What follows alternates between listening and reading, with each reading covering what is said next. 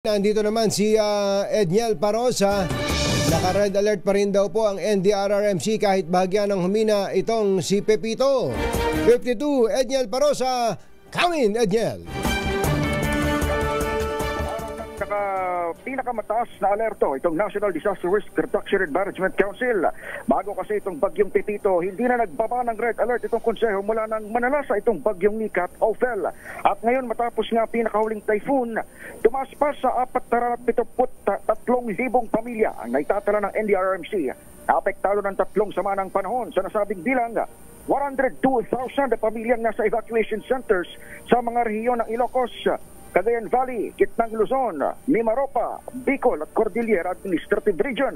Umabot naman sa 63 road sections at 77 tulay ang hindi pa rin madaanan hanggang kagabi, habang mayroon pa rin power disruptions sa regions 1, 2, 3 at 5 hanggang kagabi.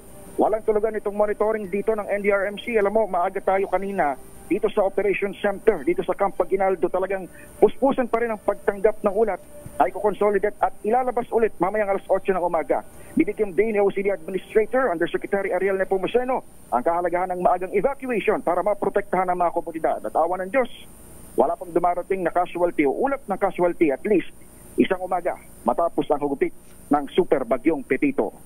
Ito si Edniel Parosa, nag-uulat para sa DZRH. Una sa Pilipinas, una sa Pilipino. Thank you, 52, Edniel Parosa.